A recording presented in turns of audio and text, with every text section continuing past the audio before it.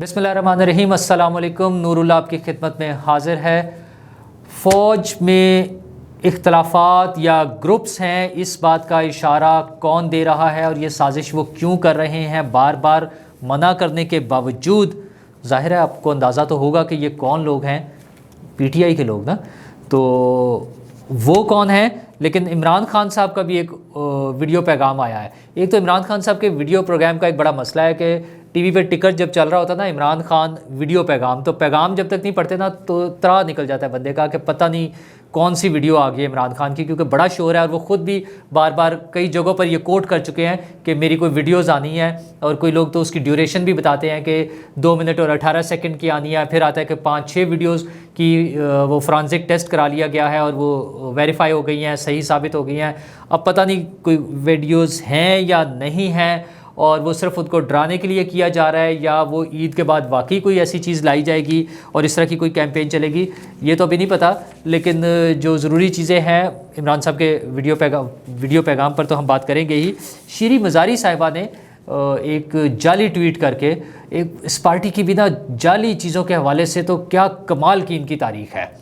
کبھی وہ اپنے لیڈر کے انٹرویوز جعلی چلوا دیتے ہیں، دکھا دیتے ہیں کہ کور فوٹو چھپی ہوئی ہیں، اور اب حکومت میں سے نکل گئے لیکن اس سے باز نہیں آ رہے۔ وہ جعلی اکاؤنٹس بھی آپ کو پتہ ہے نا کہ وہ انہی کے نکلنے ہیں سارے، سب سے زیادہ، چلیں یوں کہہ لیں کہ سب سے زیادہ انہی کے نکلنے ہیں۔ وہ جب پکڑے جائیں گے ٹویٹر پہ یا باقی سب جگہوں پہ، وہ بھی سارے انہی کے اکاؤنٹس ہیں۔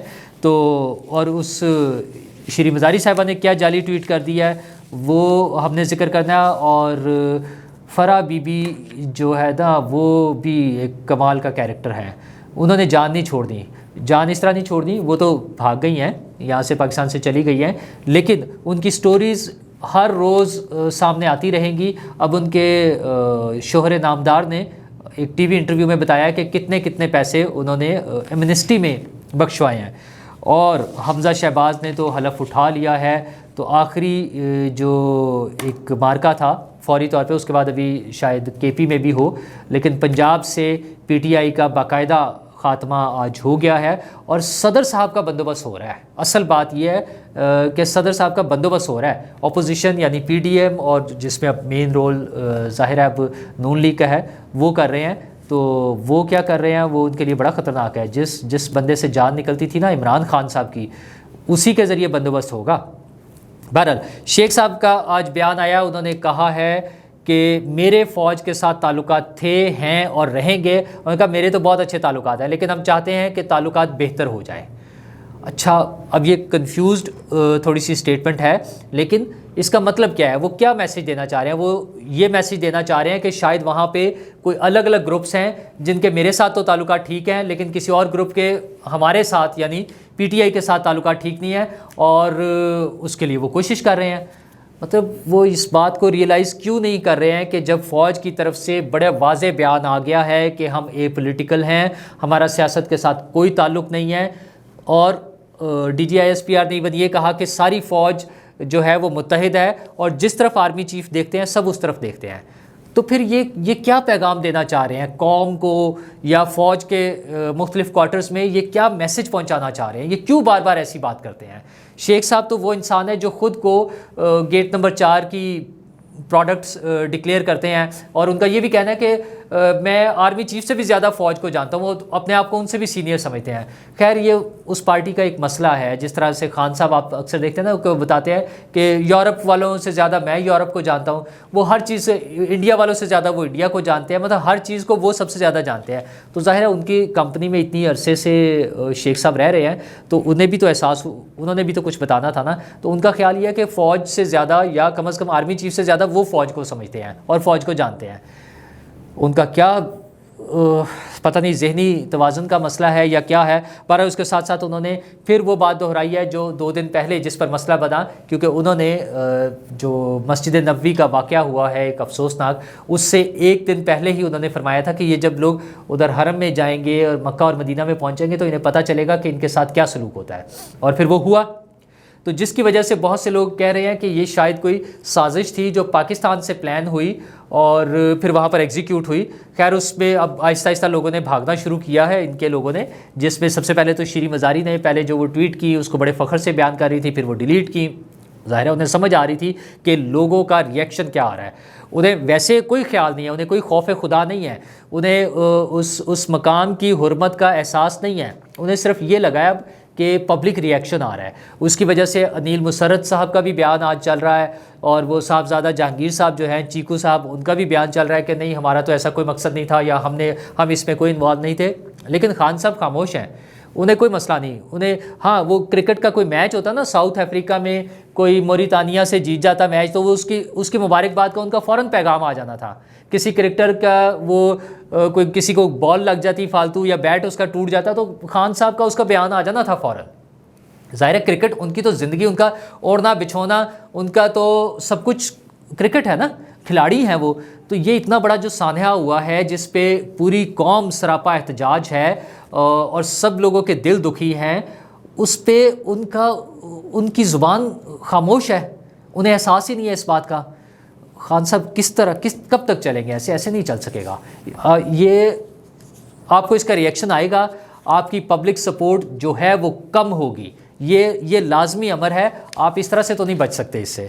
اور پھر جو میں نے بتایا کہ ان کا اپنا ویڈیو بیان آیا ہے جس سے میں پریشان ہو گیا تھا, وہ ویڈیو میں تو ویڈیو سمجھتا ہوں نا ویڈیو بیان کو, تو اس پہ انہوں نے فرمایا ہے کہ لانگ مارچ کی ڈیٹ ہی دے دیا. انہوں نے ایگزیکٹ ڈیٹ تو نہیں دیا, لیکن انہوں نے بتا دیا کہ ہم نے کمیٹی میں اپنی ڈیسائیڈ کیا ہے کہ مئی کے آخری ہفتے میں ہم لانگ مارچ کریں گے اسلام آباد کی طرف. اور پھر وہی بات ہے کہ 20 لاکھ لوگ لے کر آئیں گے, اور عوام کا ایک طوفان سونامی ہوگا. سونامی بھی واپس آ گیا ہے, چونکہ وہ حکومت سے نکل گیا تو سونامی واپس آ گیا ہے.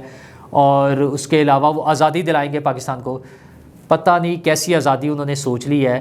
پاکستان 1947 میں آزاد ہو گیا تھا.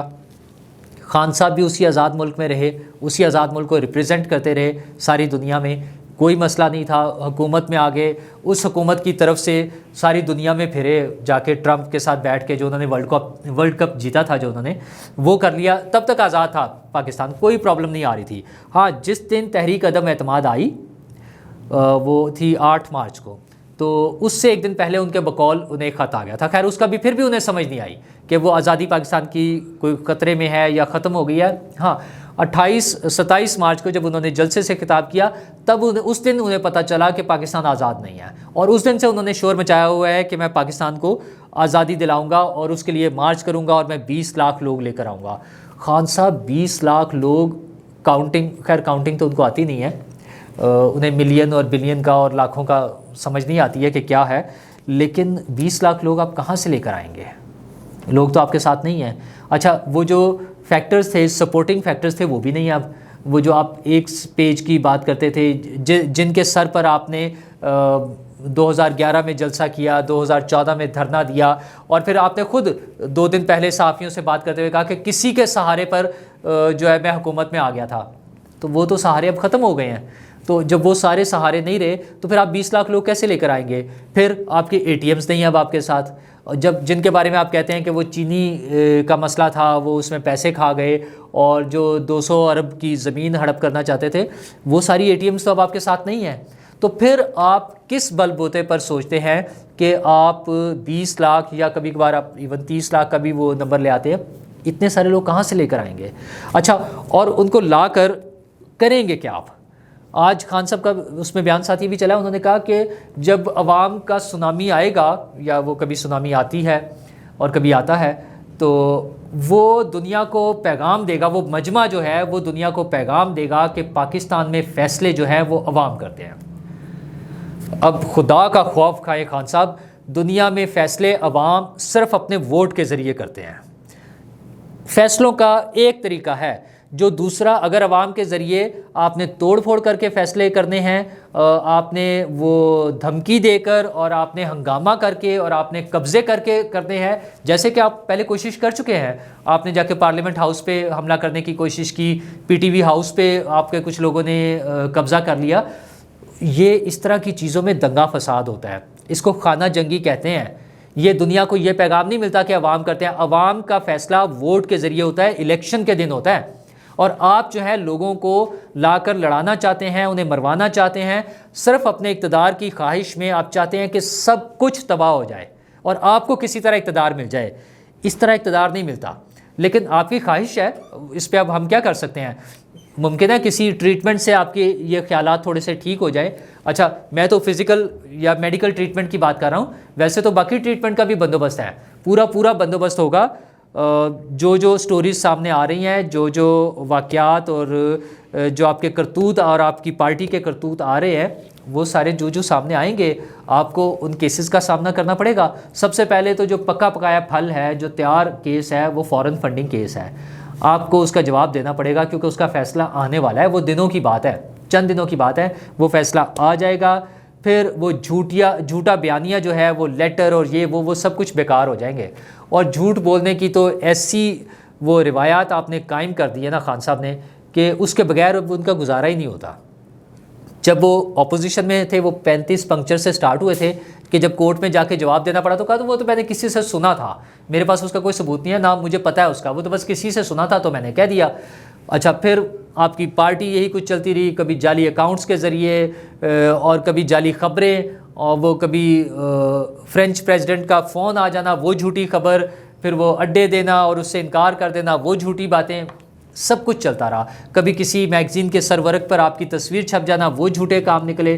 اچھا اور اب آج جو شیری مزاری صاحبہ نے کمال کیا ہے, انہوں نے ایک ٹویٹ کر دیا اور ایک کارٹون اس میں شو کیا جو کہ پاکستان کو دکھا رہا ہے, عدلیہ کو, ایک جج کو, اور امریکن اس کو نے وہ ڈیسیژن دے رہے ہیں یا ہماری سازش, اور وہ جو ہم نے سارا اس کو کہا ہے کہ عدم اعتماد ایک سازش ہے, اس کو دکھاتا ہوا ایک کارٹون آپ نے شو کیا شیری مزاری صاحبہ نے, یہ آپ کو نظر آ رہا ہوگا اسکرین پہ نا. تو وہ جعلی تھا ظاہر ہے, کیونکہ انہوں نے ساتھ اس کو بتایا کہ یہ ہیرلڈ نیو یارک میں پرنٹ ہوا ہے, تو ہیرلڈ نیو یارک تو پرنٹ ہی نہیں ہوتا. وہ پھر کچھ لوگوں نے تصحیح فرما دی اس کی, غریدہ فاروقی صاحبہ نے اور اویس توحید صاحب نے, انہوں نے اس کی تصحیح فرمائی کہ یہ تو نہیں ہے. تو محترمہ نے شیری مزاری صاحبہ نے وہ ڈیلیٹ کر دیا, اور اس کے بعد پھر ایک میسیج لگایا, لیکن ہٹ دھرمی دیکھیں, ان کی ڈھٹائی دیکھیں. اس کے بعد انہوں نے کہا ہاں وہ کسی نے چینج کر دیا ہوگا, لیکن مطلب تو یہی ہے نا, مطلب انہیں شرمندہ نہیں ہونا. پھر بھی انہوں نے وہ اتنے پکے ہیں, اتنے ڈھیٹ ہو چکے ہیں کہ ان چیزوں سے اب انہیں اثر کوئی نہیں ہوتا کہ ہماری کوئی چوری پکڑی گئی ہے یا ہمارا کوئی جھوٹ پکڑا گیا ہے, اس سے انہیں لگتا ہے کہ کوئی فرق نہیں پڑ رہا. خیر ہے, بہرحال وہ اسی طرح چلتے رہیں گے. اور فرح بی بی کے حوالے سے جو میں انہی کی پارٹی سے ہم آہستہ آہستہ آگے چلے, تو وہ فرح بی بی کے بھی قصے روز نئے نکل آتے ہیں. ہم نے پہلے آپ کو چیزیں بتائی ہیں کہ کوئی 1 ارب کی ٹرانزیکشن ان کے اکاؤنٹ سے ہوئی ہے 3 سال کے دوران, اور ان کے نام زمینیں جو ٹرانسفر ہوئی ہیں ملک ریاض صاحب کی طرف سے. اور ملک ریاض صاحب ظاہر ہے کس کو رشوت دے رہے تھے, سب کو پتہ ہے, چونکہ خان صاحب نے ان کو فیورز دی تھی تو اس کا بدلہ اتارا جا رہا تھا. اور اب ان کے شوہر نے کل ایک پروگرام میں, ٹی وی پروگرام میں جیو کے, انہوں نے بتایا ہے کہ جو ایمنسٹی تھی عمران خان صاحب نے دی. اچھا خان صاحب بھی حکومت میں آنے سے پہلے اس کو کفر اور ایک بڑا گناہ تصور کرتے تھے ایمنسٹی کو, اور جب حکومت میں آ گئے ایمنسٹی دینی شروع کر دی کیونکہ اپنے دوست تھے, ان سب کو وہ کرنا تھا. اچھا اور اگر یہ ٹھیک بات ہے, غلط نہیں ہے, تو پھر پچھلے والوں کی جو پچھلی حکومتوں میں ایمنسٹی تھی وہ کیوں گناہ تھا یا کفر تھا؟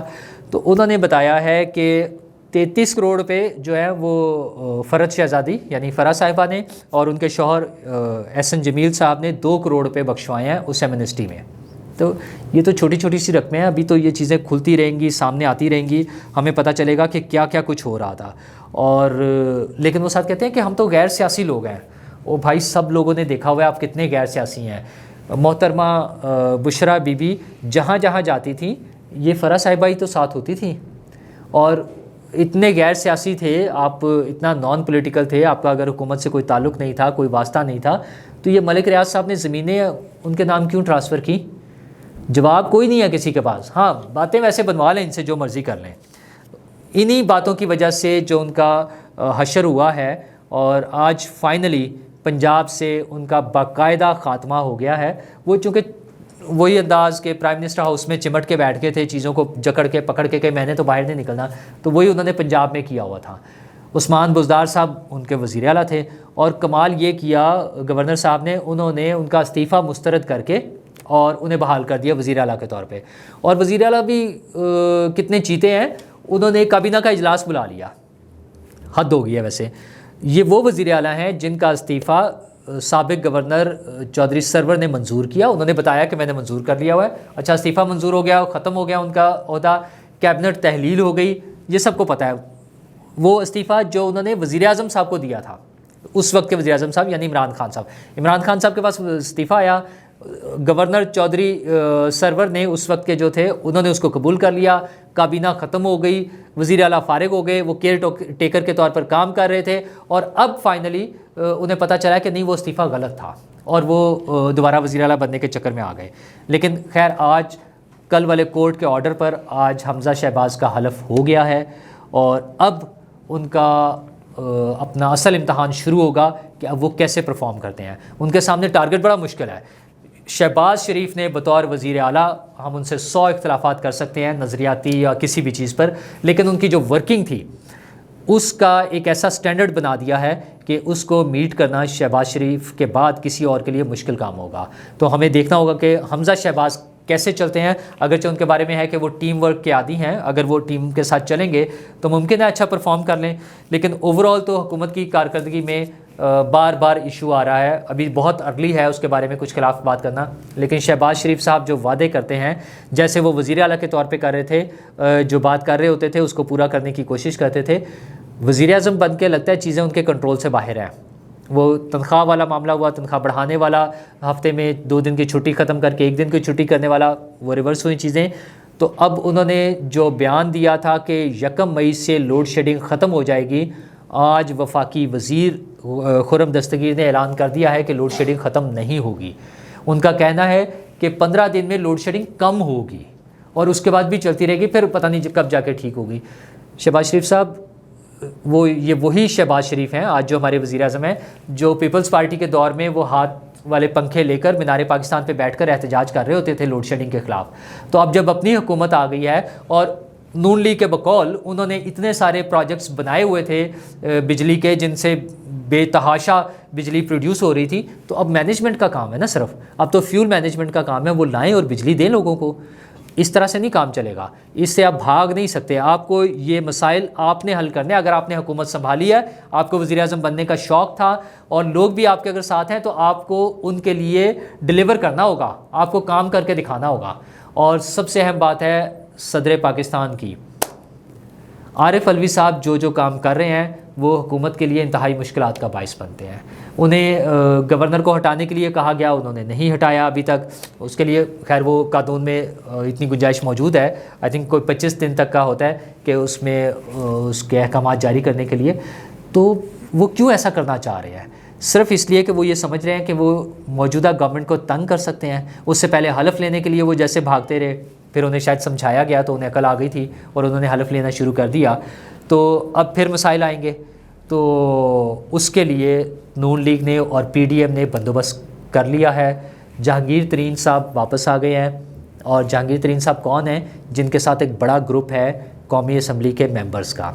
ایک تو 20-22 وہ ہے جو منحرف کے طور پر سامنے آ چکے ہیں، لیکن اطلاعات یہ ہیں کہ یہ کوئی 50-60 پلس میں ہو جائے گا، یا شاید اس سے بھی زیادہ لوگ ہو جائیں گے جو پی ٹی آئی کو چھوڑ کر ایک الگ گروپ بن جائیں گے۔ تو عمران خان صاحب کے لیے مشکلات پیدا ہوں گی، اور موجودہ حکومت سکھ کا سانس لے گی، کیونکہ انہیں 2 بڑے اہم کام کرنے ہیں۔